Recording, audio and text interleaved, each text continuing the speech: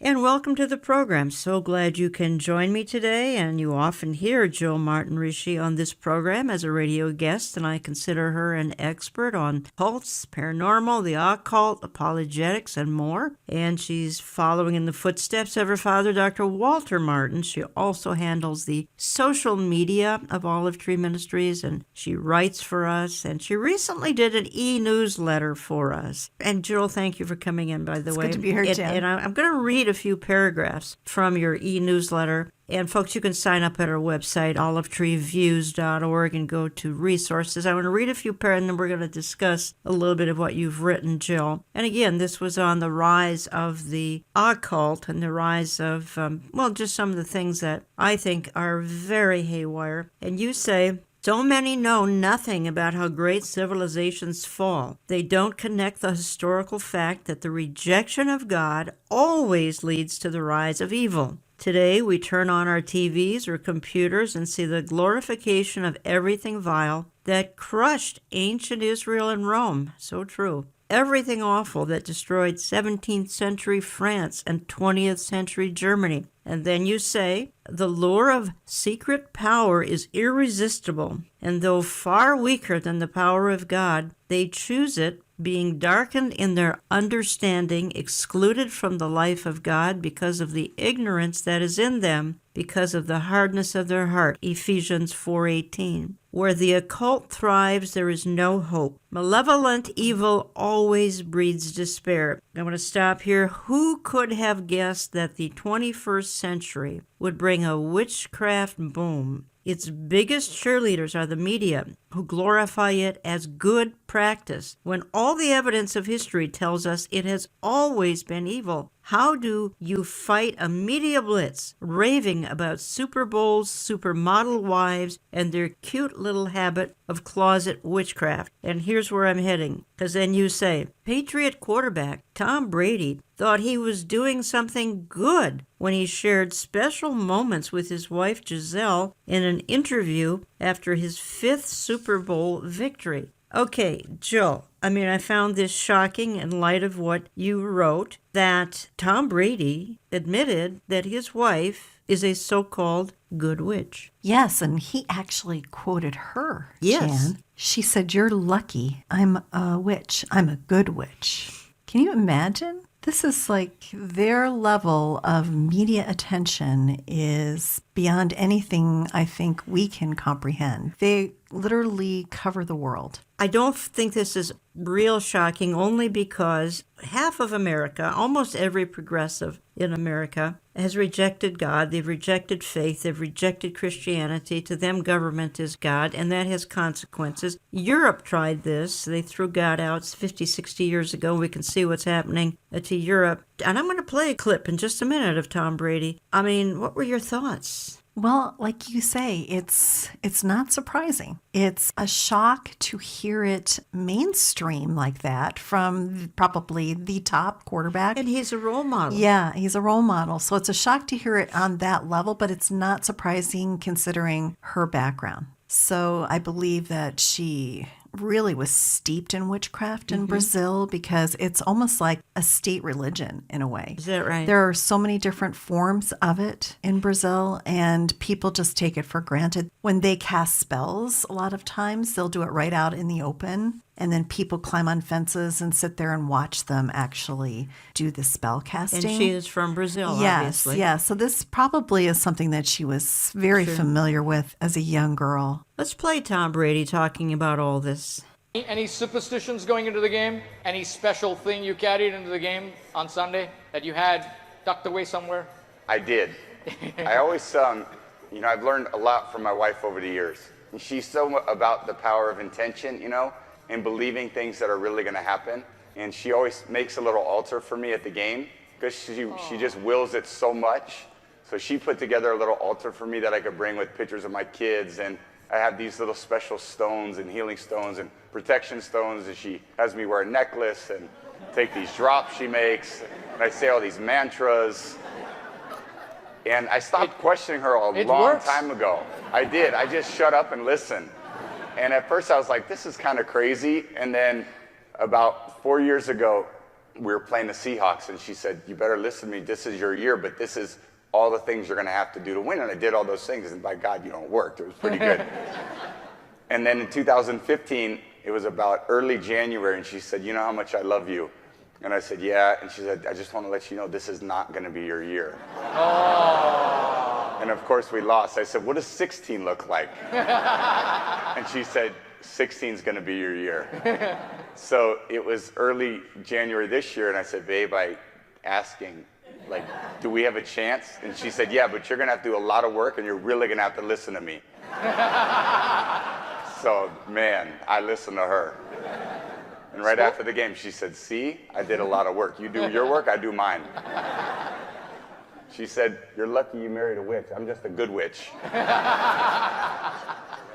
You're lucky you married a witch. I'm just a good witch. Tom Brady, who's a quarterback of New England Patriots, if you don't follow football. Again, a role model, I'm sure, to millions of younger people, celebrating his wife being supposedly a good witch. Jill, I don't know that there's a good witch, but we're going to hear from another one here in a minute. Yes, and I think, if you look at her intent, she feels like she can control life. This is what she's drawing on, is power that she can count on. So I think she's been doing this for quite a while. And there probably is some power there that's connected to her. And we know where that power comes from. But the witches, when they cast their spells, they say, so mote it be. So must it be. So they are willing it to be done. And that's exactly what she's doing. Oh, here we are, mainstream, right out there in the open on probably the biggest platforms, one of the biggest platforms you could ever have worldwide. That's exactly right. And here we have witchcraft just rising up. Folks, that's why I do these updates every couple of months, because honestly, some of this is trying to take over our culture and society, and in parts of the world it has. I think it has pretty successfully taken over parts of Europe and other parts of the world that are very dark. This has moved in, and when they throw God out, this is what happens. And you're right, Jill, and so we see as front page news the worldwide image of two gorgeous human beings with a family of small children relying on potions, spellcasting, and soothsaying of a wife and mother consumed by the power of the occult. I want to move on. Similar story. Valerie Love. Okay, let me just go back to your article, because you write, again, e-newsletter, folks, sign up at my website, go to resources. As if the Brady propaganda were not enough, the Christian witch, an oxymoron if there ever was one, has arrived on the American scene. This is their redefinition of witchcraft, a new and improved label, since the Bible clearly teaches that all witchcraft is evil. Okay, so there's no good and bad, there's no white and dark, it's all evil according to the Bible. And then you say, Jill, but it is nothing new for Satan to present himself as an angel of light. Now you talk about Valerie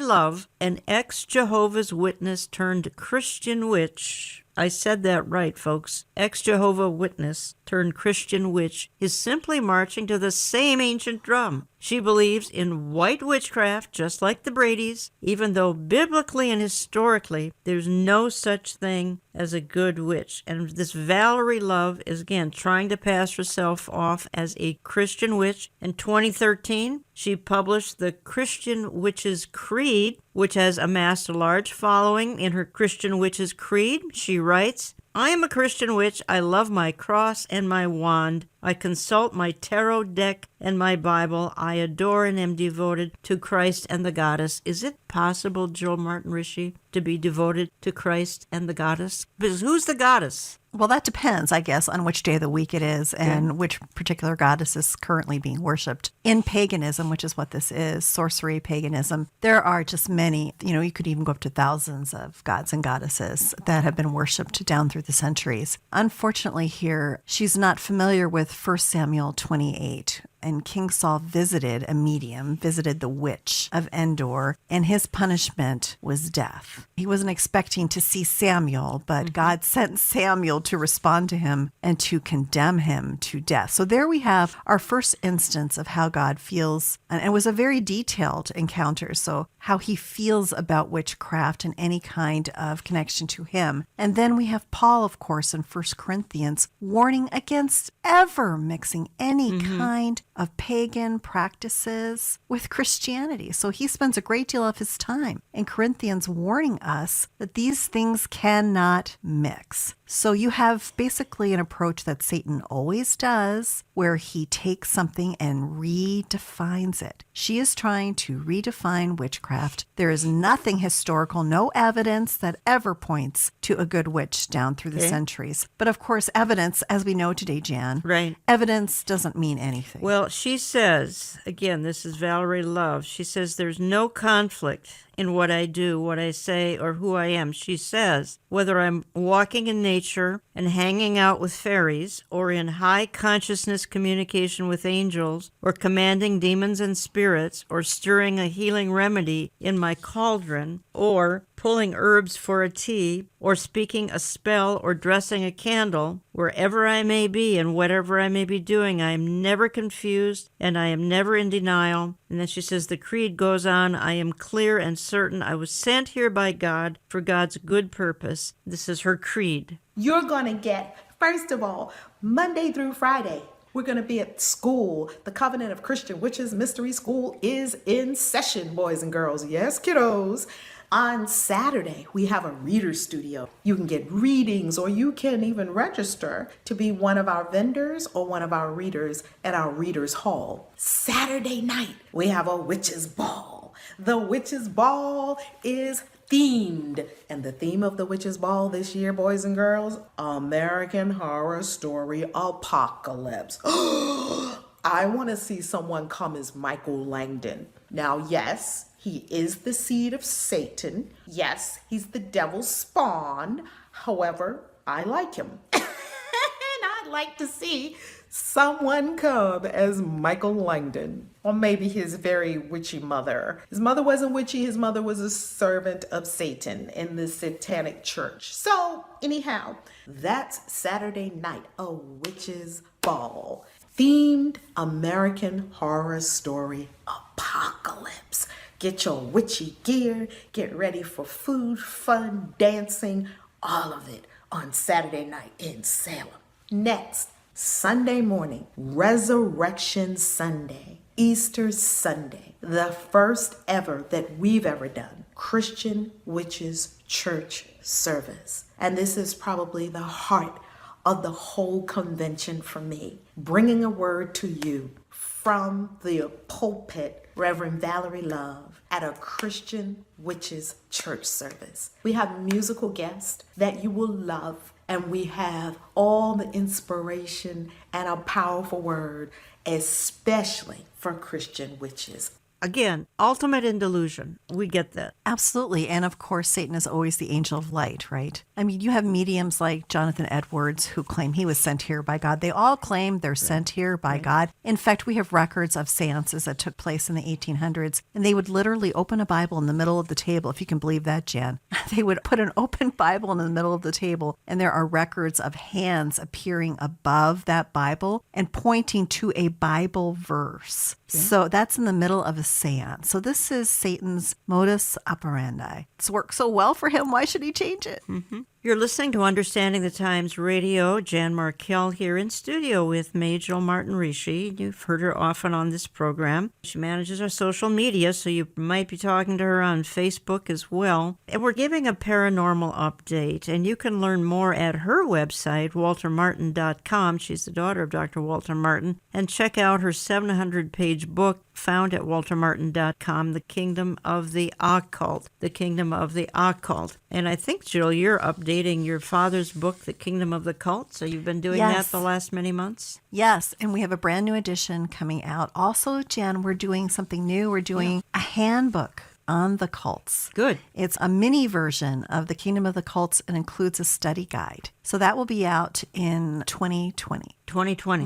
Okay. For that one. But The Kingdom of the Cults is coming out right now. And folks can get that most conveniently at... They can visit waltermartin.com or their local Christian bookstore. And most of them are going out of business. Most of them are going out of business. They're their local online Christian bookstore. Unfortunately, that's all that's going to be left, folks. So time to get a computer if you don't have one. I want to move on. I want to hit just a few more things because we just have a short segment today. in the article that you wrote, we also talked about Walmart, and I don't think folks are aware that used to be family friendly. Sam Walton would never go along with what's going on. Used to be totally family friendly, the whole Walmart empire, but now there's an online link. You click it on and it takes you over to online ordering options where you can request anything of an occult nature. I mean, there are pictures there. You can order pentagrams. You can order Masonic imagery. The Baphomet is on everything. Baphomet jewelry, t-shirts, anything you can think of. And that's the symbol of Satan, folks. Everything that celebrates evil, that celebrates the devil, it's in Walmart. Who would have thought that we'd ever see the day? I'm surprised. I've seen it before, not to this extent, but I have seen witchcraft manuals for children in Target before. But this is something that is totally, they've upped the ante. In fact, Jan, they have, I think, allied with the Satanic Temple. Okay. The Satanic Temple, this is their merchandise. In fact, that image of Baphomet that you were mentioning, and that is basically a goat man that looks like the ancient god Pan with big long horns. And I'm sure all of us have seen some version of that. But the Satanic Temple, which is currently the flavor of the day for Satanism, but they have specific images that they use, and no one else can use these images. And that, Jan, is the image of Baphomet that is being sold at Walmart. So I think that they have a contract now with the Satanic Temple to sell their merchandise. Okay. I wonder if this will spread then to some other retail outlets. And Oh, I'm sure. Well, the Satanic Temple is very aggressive, and they are out to stop Christians. They say that they just want fairness and freedom of speech, but they're out to stop Christians in their tracks, in my opinion. Well, this is why we try to bring you these updates, folks. The Bible says in the last days evil will wax worse and worse. 2 Timothy 3:13, Revelation 9:21 talks about the escalation of evil in the last days. 2 Timothy 3:13 and Revelation 9:21, other references too. Those are pretty obvious ones. So we're seeing the fulfillment of the Bible, fulfillment of Bible prophecy right before our eyes. I want to touch on another item, Jill, while we have time here. Amazon Prime original show called Good Omens. It tries to paint, get this, folks, the Antichrist as a savior, saving the earth from the apocalypse and the end with angels and demons working together. Now, here's the blurb from YouTube about this movie. It says this: with Armageddon just days away, the armies of heaven and hell are amassing, and the four horsemen are ready to ride. Arizophali, an angel, and Crowley, a demon, how appropriate, Crowley's a demon, after Aleister Crowley, agree to join forces and find the missing Antichrist and to stop the war that will end everything, based on the best-selling novel by Terry Pratchett. Neil Gaiman, Good Omens, follows an unlikely duo and their quest to save the world. The new series is going to premiere, again, apparently this is on Amazon Prime, May 31st, 2019. So again, we got Good Omens.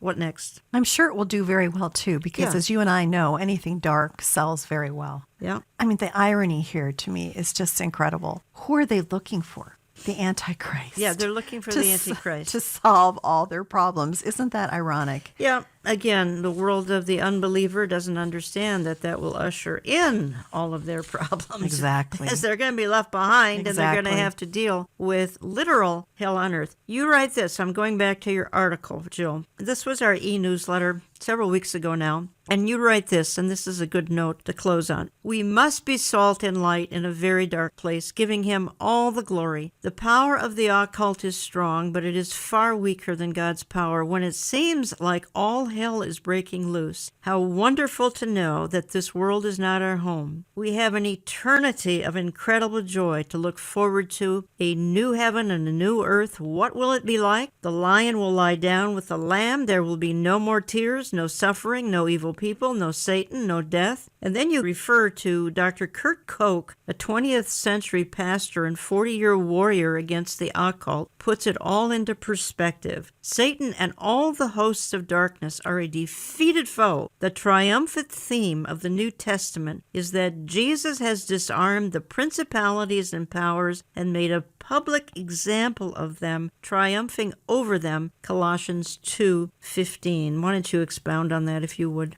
The early Christian church, we have records that the early Christian church called themselves soldiers of Christ. And even though we are in the midst of a very dark place, we should put on our armor because we fight against the invisible foe in Ephesians 6. Put on our armor and go out and fight, keeping in mind that incredible hope that you just read, the hope of what we have coming, Jan. I mean, we are going to be done with this world in a very short period of time. We want to stand before the King and be told, well done, thou good and faithful servant. And so we must fight. We must occupy until he comes. But we have this incredible hope, and that hope should light our hearts every single day, even though the world around us is growing darker and darker. Okay, folks, again, you can learn more at waltermartin.com. Jill's the daughter of the late Dr. Walter Martin. Many of you listened to him on radio some years ago now. Don't go away. I'm not quite finished with this topic. I'm going to be joined in minutes by Carl Teichripp. He and I attended a local pagan festival called Paganicon. Happened to be held here in the Twin Cities, but I promise you it's in your neighborhood as well. You need to learn about these issues. Folks, we need to be salt and light and delay the decay and push back against the darkness. We'll talk more about it in just a minute. Don't go away. Don't go away. In our second segment, Jan talks to Carl Teichripp about the rise of paganism. They both attended Paganicon in the Twin Cities a few weeks ago. How can we push back against this kind of darkness? It's in your neighborhood too. That's next. What do you think the state of the world is going to be in right after the rapture? Well, with the restrainer gone, I think it's going to be... We think we have anarchy now and chaos now. We haven't seen anything yet. Just what are the seals of Revelation? We are carrying a 10-DVD set, 20-part study produced by Pastor Billy Crone on the seals. This documentary takes you on an in-depth journey through the first half of the tribulation from which the church is absent. Featured in the production are Jan Markell, Dr. Dave Reagan, Pastor J.D. Farag, and Nathan Jones. Find it in our web store, olivetreeviews.org, or by calling us at 763-559-4444. That's 763-559-4444. It will also be available in our print and e-newsletter. The cost is $45 plus $6 shipping in the U.S. The Seals, a panoramic view of the first half of the tribulation, 20-part study, would be ideal for your small group or adult Sunday school class. Check it out today.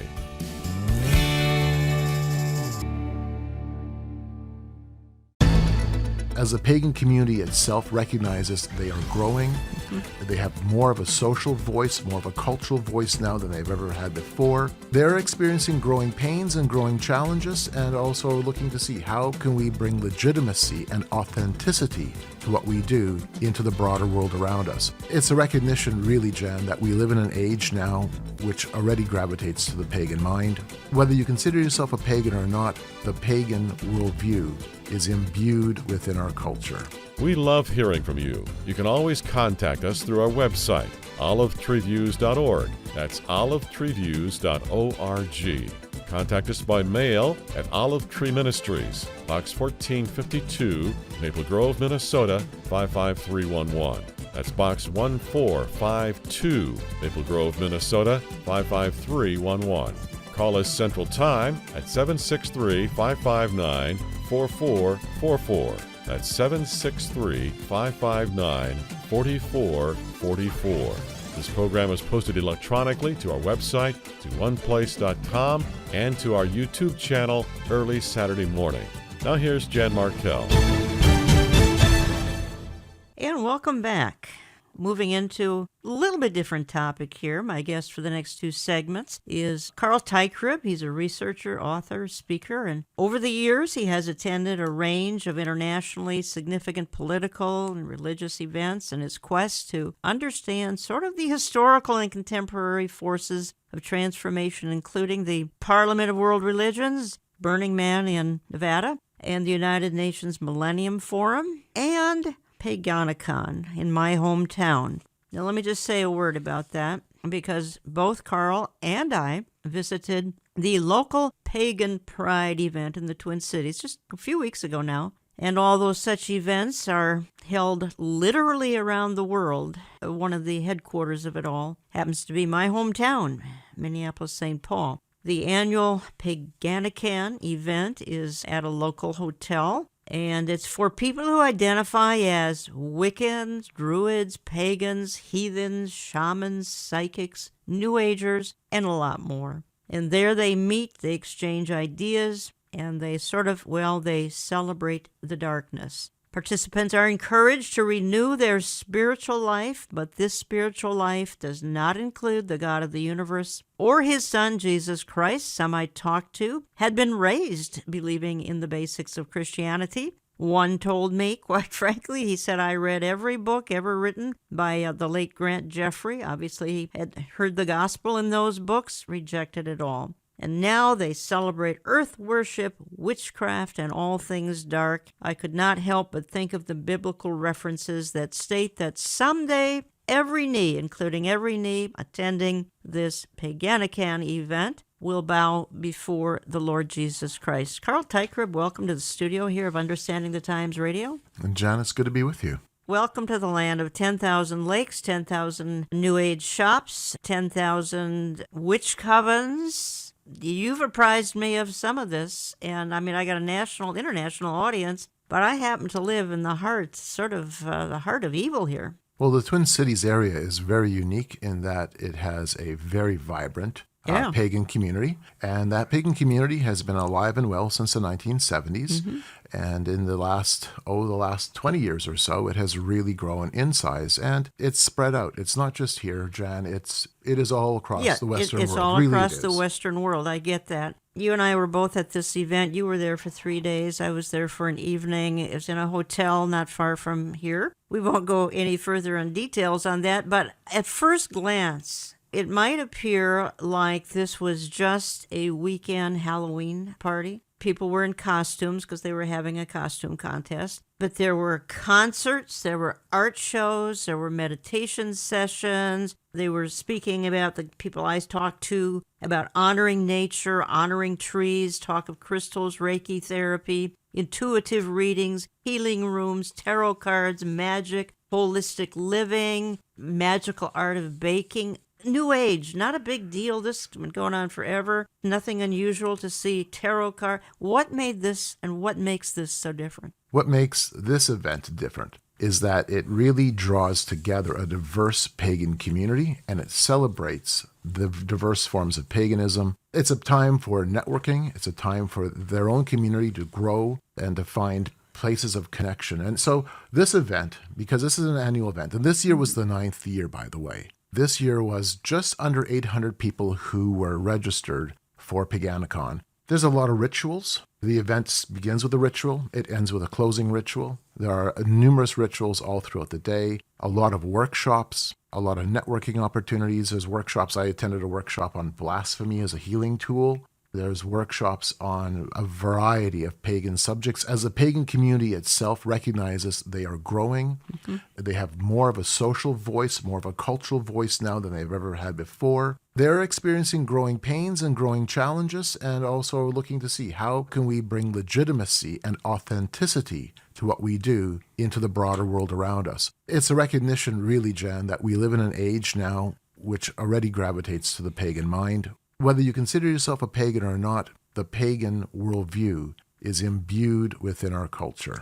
Well, and you said to me, more and more Christians are ambassadors in a pagan world. And both you and I felt like ambassadors at this event here in the Twin Cities. We also commented that, God is far greater, far bigger than anything, any practice, any pagan belief system demonstrated at this 3-day event. But you're right, we were ambassadors. They didn't know your background or identity. Right. I was just there for a couple of hours interacting with some of the attendees. 2 of them sitting next to me were Druids. They seemed to be a very normal couple, very friendly, as a matter of fact. I said, may I ask you some questions? I said, absolutely. And so I did. I quizzed them for at least an hour. Sitting by them happened to be a rather aging male witch who seemed to be like he needed some psychotropic drugs. But the 2 Druids were very normal folks, very cordial. Right. And this is important for people to realize is really this is a cross-section of society. These can be your neighbors. Absolutely. These can be your children, can be your doctor. These are educators. The list goes on. It's not people just from the margins of society, though sometimes that's a part of it. Yeah.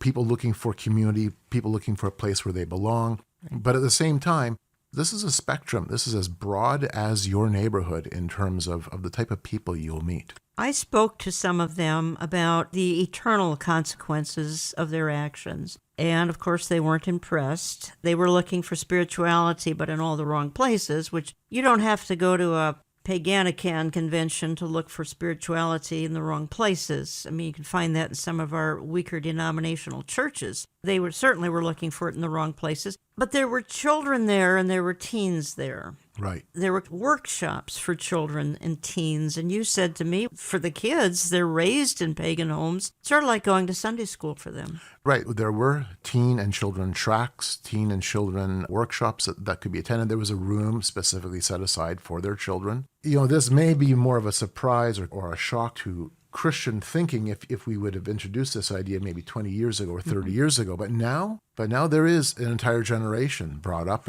within a pagan worldview. For them, this is just a part of their world, and the children are very much a part of that. Yeah, again, earth worship, witchcraft, silly rituals. We're not going to get into some of the details here. Again, some told me they were formerly evangelical Christians. They chose to reject the truth for a lie. Were not interested in the eternal consequences of that. And one had been raised being talked about as it concerns eternal consequences, didn't care. You know, one of the workshops, Jan, that I attended, a question came up, what is your background? What is your religious background? What are you bringing to the table in terms of your previous religious culture? And there was people there who said, hey, I come from a Southern Baptist background. I come from a Methodist background, a number of them from a Catholic background, from Lutherans, Orthodox, evangelicals. One of the speakers I know has a background where he was a youth leader in an evangelical church. So there's a lot, and I mean a lot of interesting carryover between the pagan world and the Christian world in terms of where the people have come from. And as Christianity is being rejected in Western society, there is a move towards things like various pagan communities. And your city is it's the petri dish. It's where it's it's the all, petri dish. Yeah, it's where it's all kind of congealing together. Well, apparently the Twin Cities is called Paganistan. Yes, and it's been called affectionately Paganistan by the pagan community since at least the late 1980s, early 1990s. There's a whole book by that title, which you happen to pick up, a hardbound book. And then we have the publishing house that publishes products like this that's drawing, I'm not going to name them, that's drawing folks here. You're listening to Understanding the Times Radio. Jan Markell here. I have in my studio today Carl Teichribb. You've heard him on the programming before. We've actually shared some conferences together. Recently, we did one in Oklahoma City, and I was able to meet Carl and his wife there. Carl, as I said in my open, visits some event, Parliament of World Religions. We'll talk about Burning Man in just a moment. United Nations Millennium Forum, Paganistan, which is here in the Twin Cities. Lots of events like this. He writes about them. You can find more in his book. And I have the book in front of me, Game of Gods, The Temple of Man in the Age of Reenchantment, with an introduction by Gary Kah. And best place to find this, well, actually your website, I think, Carl. And that's gameofgods.ca, correct? That's correct. You can read excerpts of the book there, go through just the bibliography is online on the webpage, and then order it through there. It is a thick book. It's sort of an encyclopedia of these kinds of events and issues. It's way over 500 pages, softbound. You can order it on Amazon if you want as well. You can communicate with Carl at gameofgods.ca. That's not .com. You won't get it if you do .com. It's gameofgods.ca. Carl's a Canadian. Carl, what was the most stunning? You were there 3 days. I was there less than 3 hours, and I had to get out because my spirit was grieved. It was troubled. I think more than anything, I was grieved. We read in the Bible how God actually hardened the heart of Pharaoh, and it seemed as though God may have hardened the hearts of these pagans. Obviously, they hate him because their God is nature, the trees, creation, etc., but not the God of the universe, and our spirits were in conflict.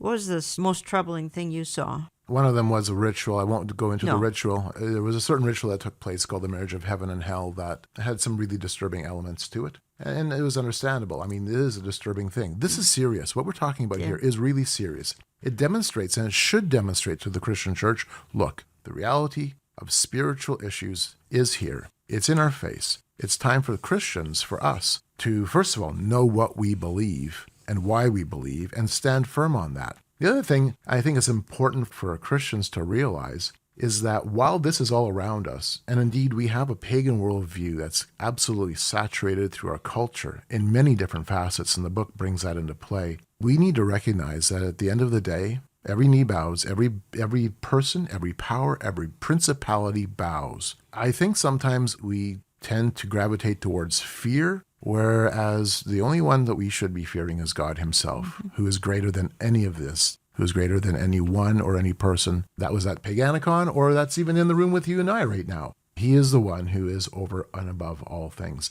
And that's so important. If we don't grasp that, we will be ruled by fear. And there's no reason to be ruled by fear. Concern? Yes. Yeah. Absolutely. Well, you gave me some flyers from events coming up around the country. Folks, this goes on all over the Western world. And Carl handed me a flyer, Pagan Spirit Gathering 2019. This is coming up for 1 week. This one will be over the summer solstice. The one we're talking about was over the spring solstice. This is important to these pagans, is the solstice. So there's one coming up, and this is going to be, is this in Ohio? It's in Ohio, yes. Ohio. We've got another one coming up, I think, in June in Wisconsin. But you said this is all over the Western world, all over U.S.? Yes, it is. Absolutely. In fact, you have a few other pagan events, pagan festivals that happen in your state beyond the one I attended to. You told me there's 300 witches' covens in the Twin Cities. That was the last count, and I have that in the book documented. 300 covens and circles, roughly. Now, covens and circles change. That number shifts around because covens come, covens go. The lifespan of a coven is usually 3 years. Oh, really? Yeah. What happens? People move on, people change, people physically move. The one thing, though, that was of interest in terms of myself coming to this event was to see how what's considered the left-hand path, how that's being embraced more in the pagan world. The left-hand path being Satanism, Luciferianism, and I went to a couple workshops where that was brought up. In fact, we had a Satanist who came as a representation of Satanism and Luciferianism. In the past, the pagan community, the Wiccans and other pagans, Druids, would not necessarily have embraced that. So this was the first year they invited someone from this stream of thought, because as far as now I know, they're this is going the first extreme. One. Right. As far as I know, Jan, this was the first time that they've had a Satanist come and do a workshop. And then the Satanist had a workshop on Satanism 101. What was interesting was, and this is something I think is important for Christians to think about, as I'm listening to these people in their private conversations, as they talk about Christians, the one thing that really bothered me, and I mean it bothered me a lot, was when I heard how Christians have reacted to them. Okay.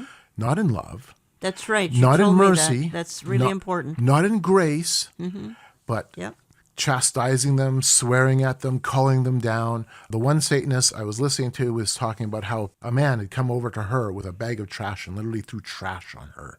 I'm sorry, that's not Christ-like. And so if we're going to be ambassadors in a world of darkness, we can't take approaches like that. That helps nothing. All that does is demonstrate that we ourselves are bound by the problem of sin too. But there are folks listening, and they're thinking, my goodness, if I bumped into, or my neighbor turned out to be one of these people, if a family member turned out to be one of these, how do I even talk to them? What do you say? What do you say? I know. And you will. You're going to be running into people on the street and running into people in your own community. The beginning point, and this is really an important thing for people to grasp, is to go to the basics. And the basics being, right down to the core. How is reality fathomed? How is reality put together? Is it oneness? And my friend Dr. Peter Jones puts this together beautifully. Oneness or twoism? Let me explain quickly. Oneness is paganism. Oneness says God, man, and nature are all essentially the same. They share the same essence. They share the core. The biblical worldview is no,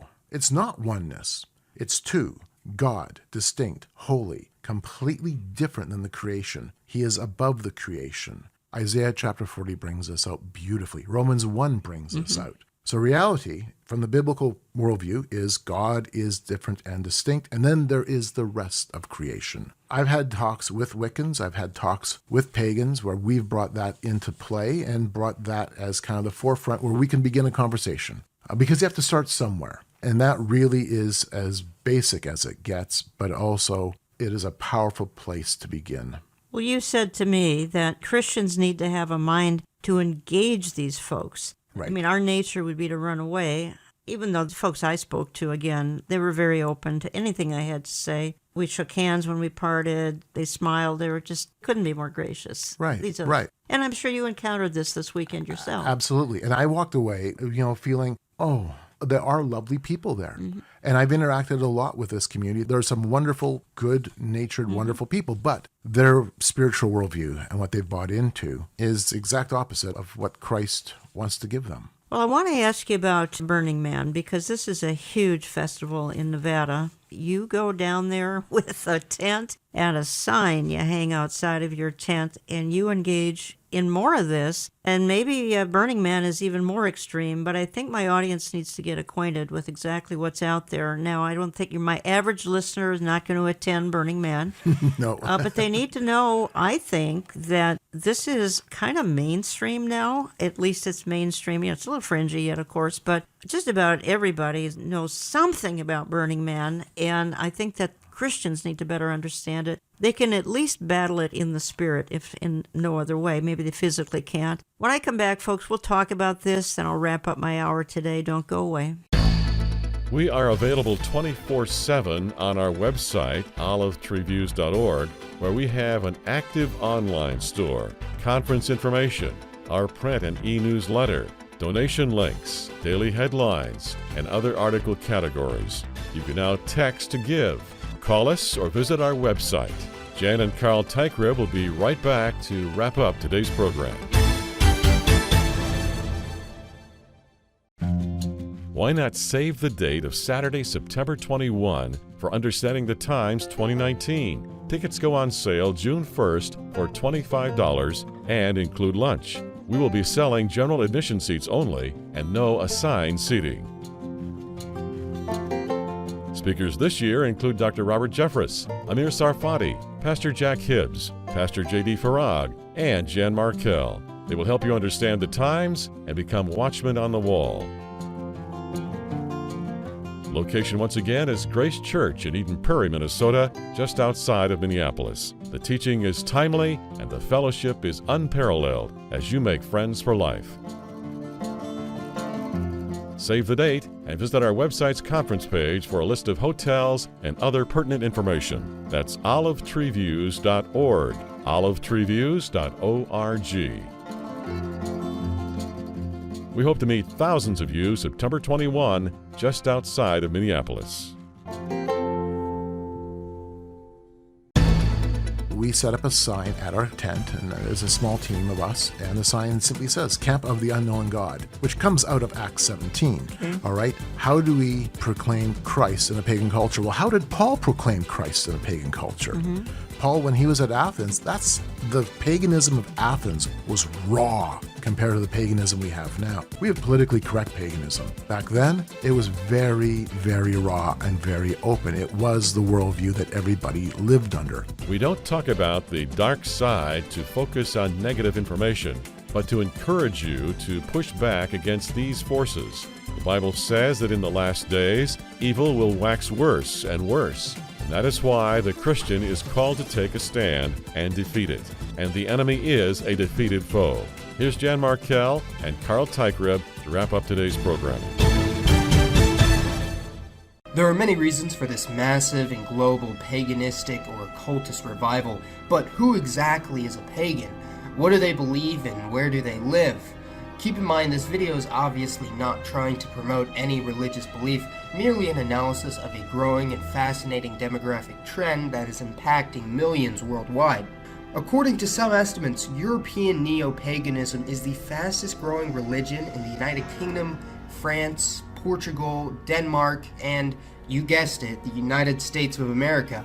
And welcome back. And I'm wrapping up an hour where we're talking about some things that are a little on the dark side. Remember, the God we serve is far, far greater than any of these entities that we're talking about. But we spent the last segment discussing Paganicon, which was held in the Twin Cities, happened to be over the spring solstice. And I attended for an evening. Carl Teichrid, my in-studio guest, who's from Manitoba, attended for 3 days. It was at a local hotel, not far from the office here, and had 800 participants in all things dark. I talked about all of those issues in the last segment. At first appearance, might seem rather harmless, kind of a New Age festival, a little bit like they might have been celebrating Halloween, which frankly, folks, isn't innocent. Concerts, art shows focused on meditation, holistic living, holistic healing, magic, tarot cards. But then they got into some extremely dark things as well because it was a pagan gathering. 800 pagans gathering because the Twin Cities is the hub of this kind of activity. I'm not a member of the Minnesota Chamber of Commerce for lots of reasons, this being one of them. Now, just a quick comment here by way of an announcement or two. Remember, this programming is posted because you lead such busy lives. It's posted to our website Saturday morning. It's also posted to our YouTube channel under Jan Markell, where we now include photo illustrations of everything we're talking about. We'll have some photos of this event. So if you want to watch visually, you need to watch on our YouTube channel.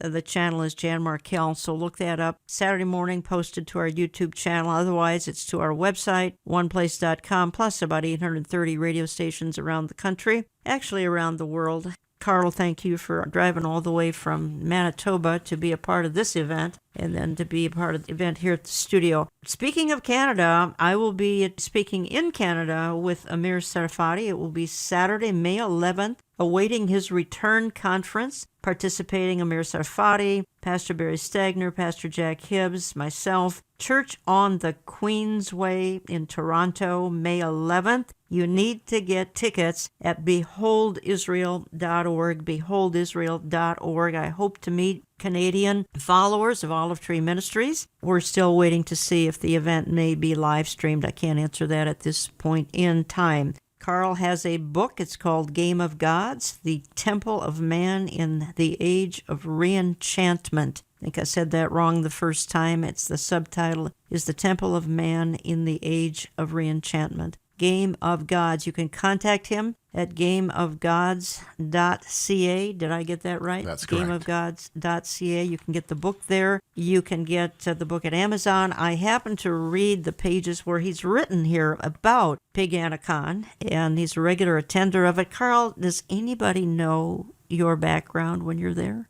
No, not at this event. I had an opportunity to talk to a New Thought minister probably for about 2 hours. And yeah, we went right into it. You did? Yeah, and that was good. It was good. There's places and points in time when you keep your mouth shut, and there's other times when you open it. And you have to figure out and be discerning regarding that. Did you make any inroads with this gentleman? We had a good conversation, really good conversation. Came from a Catholic background. At the end of the day, all I can do is hope and pray that the words that were said will cause his heart to stir at some point. I would say the same for those I spoke to. I gave them the gospel. As I said earlier, talked about eternity and the consequences of being there in the wrong place. Right. Some of your listeners might be wondering why even go. Yeah. Why do you go? I've been going to events like this since 1997, including the political side, the interfaith side. The list goes on. Yeah. Primarily because I do real research, boots on the ground research. Yeah. I'm constantly trying to know, how is the culture being changed? How is it moving forward? How is it going to be challenging the Christian community? And then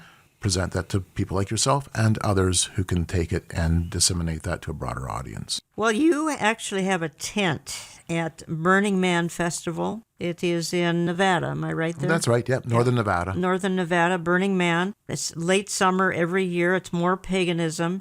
And you have I think you have a tent. I've seen a picture of it. And then you have a sign outside of this tent. It says, Camp of the Unknown God, come and ask questions. What happens when you do that? First of all, Burning Man is about 80,000 people that comes Yes. together. It's a huge event, okay? Yes. And it's pagan in that it expresses that worldview of oneness, that worldview that we're all connected, we're all one. It's not pagan in the large P sense of the word, Okay. as in like a religion, like Wicca, which is different. There are differences here.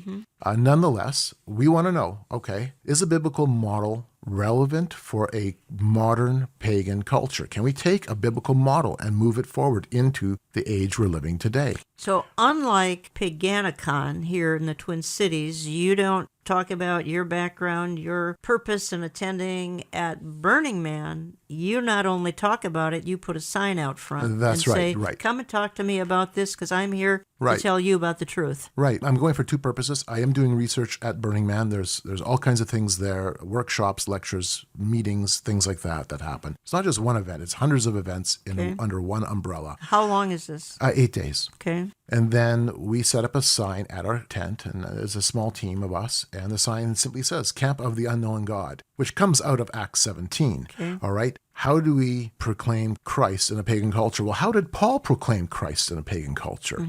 Paul, when he was at Athens, that's the paganism of Athens was raw compared to the paganism we have now. We have politically correct paganism. Back then, it was very, very raw and very open. It was the worldview that everybody lived under. What did he do? He goes to Mars Hill. He sees these monuments and statues and altars to various deities, including the one that says to the unknown God. And then he launches into a discourse with these people. He's brought before their council, and he uses that as leverage to launch into the gospel, quoting their own philosophers. He understands their own worldview. He understands it well enough that he can be able to bring the gospel message to them in their place. And so when we set up that sign, Camp of the Unknown God, people come up to us, and this is what they say, Jan. Who is the unknown God? Well, that's an open door.